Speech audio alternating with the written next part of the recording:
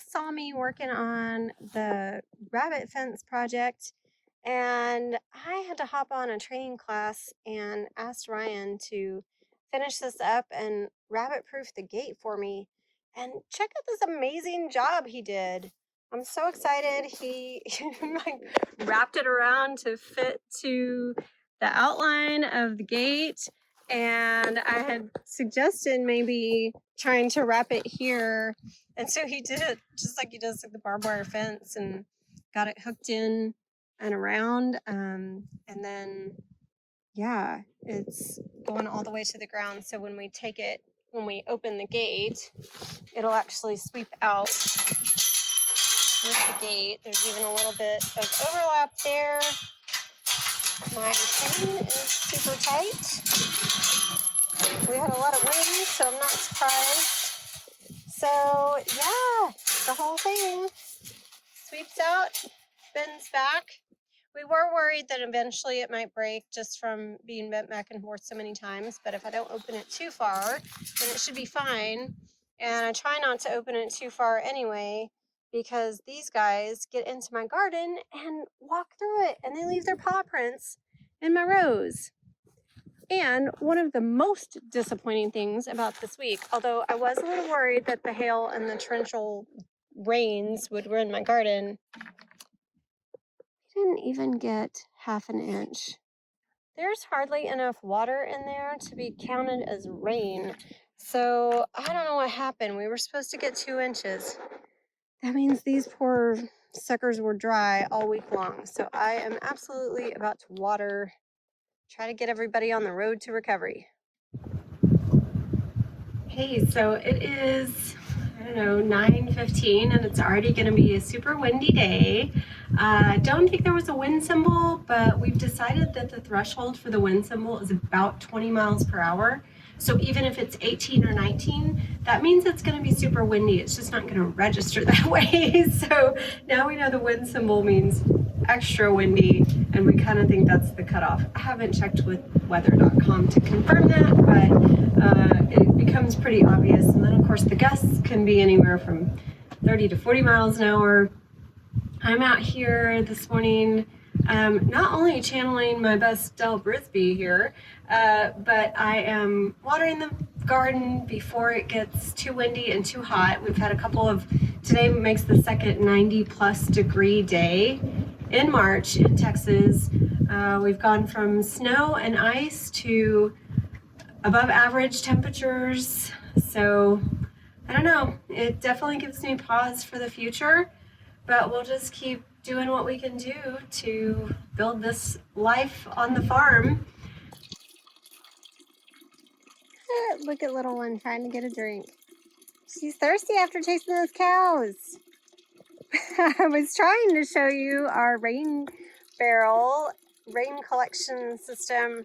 We have a gutter running off of our little, well, what used to be the pole barns, now just a little one-stall tool shed.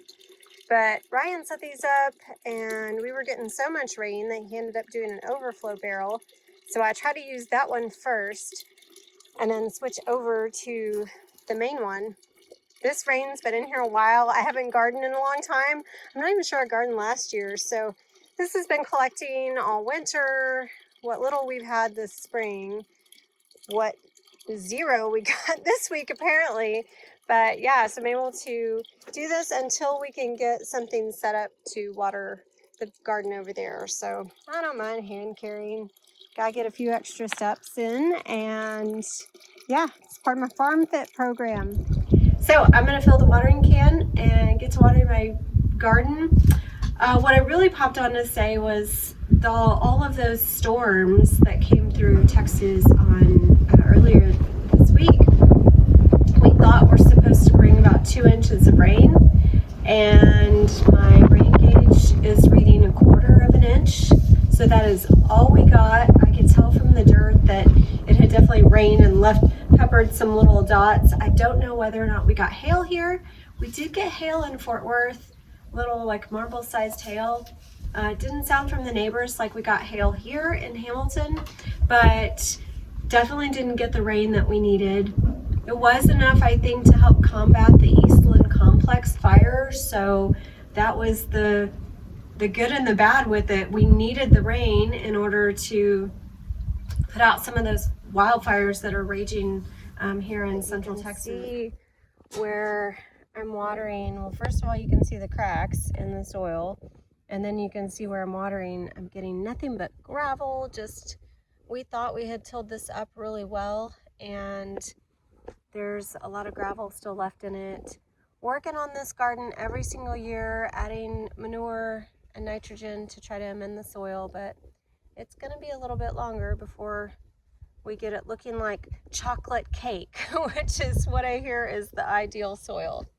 I usually don't let little Princess in here because she goes walking across the rows like she's doing now and probably disrupting some of the seeds, but we'll see how it goes.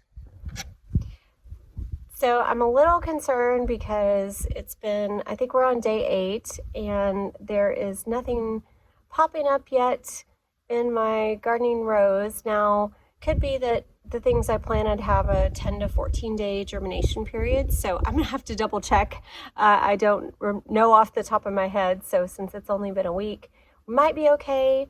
I think I'm most concerned because we didn't get the rain that we thought we were gonna get on Monday.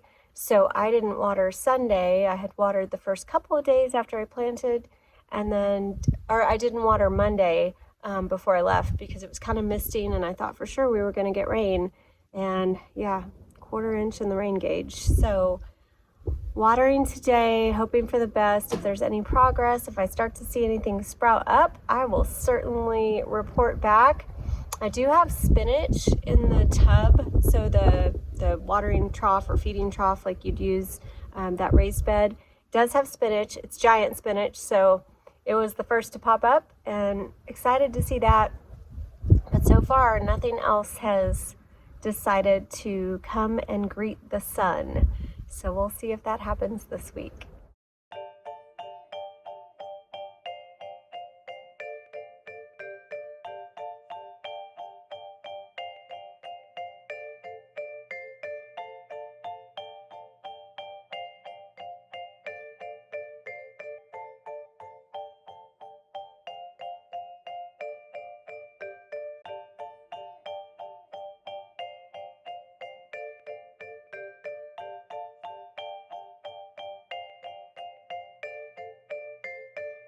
Please come over to join me and check out what I'm doing. So I am going to fill the water can, and then I